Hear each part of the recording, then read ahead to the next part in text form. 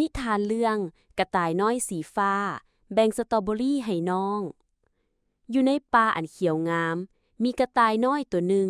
ชื่อว่ากระต่ายน้อยสีฟ้าเรามีขนสีฟ้าสดใสคือท้องฟ้าในยามเช้า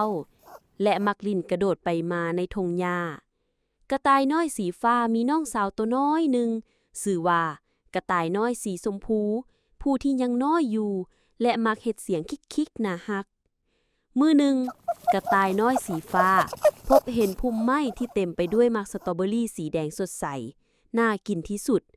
ลาวรู้สึกดีใจหลายเพราะว่ามักสตรอเบอรี่เป็นมักไม้ที่เรามักที่สุด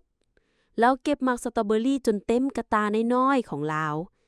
เมื่อเก็บมักสตรอเบอรี่สำเร็จกระต่ายน้อยสีฟ้าก็คิดฮอดน้องสาวของลาวฮู้ว่าน้องก็มักสตรอเบอรี่คือกันแล้วจึงตัดสินใจแบ่งหมากสตรอเบอรี่ให้น้องกระต่ายน้อยสีฟ้าฟ้าวแล่นกลับบ้านโดยถือกระตาหมากสตรอเบอรี่มานำเมื่อเล้าไปฮอดกระต่ายน้อยสีชมพูกำลังนั่งลิ้นอยู่หน้าหังของพวกเขาเบิ่งนี่น้องสาวกระต่ายน้อยสีฟ้าเว้าด้วยเสียงที่เต็มไปด้วยความสุขอ้ายเอาหมากสตรอเบอรี่มาให้กระต่ายน้อยสีชมพูตาใหญ่ขึ้นเมื่อเห็นหมากสตรอเบอรี่สีแดงสดใสลาวยิ้มอย่างมีความสุขกระต่ายน้อยสีฟ้าค่อยๆแบ่งหมากสตรอเบอรี่ออกเป็น2ส่วนเท่าๆกันส่วนหนึ่งสำหรับเราเอง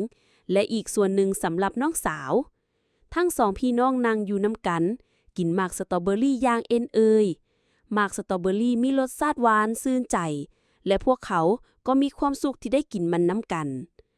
นับตั้งแต่มื้อนั้นเป็นต้นมากระต่ายน้อยสีฟ้าก็มักแบ่งปันสิ่งต่างๆที่เรามีให้น้องสาวเสมอลาวฮู้ว่าการแบ่งปันเฮ็ดให้ความสุขเพิ่มขึ้นเป็น2เท่าโดยเฉพาะแม่นเมื่อได้แบ่งปันกับคนที่เฮารักนิทานเรื่องนี้สอนให้เฮาเป็นคนใจบุญรู้จักแบ่งปันและเห็นค่าของการสร้างสายสัมพันธ์ที่ดีกับคนรอบข้างและครอบครัว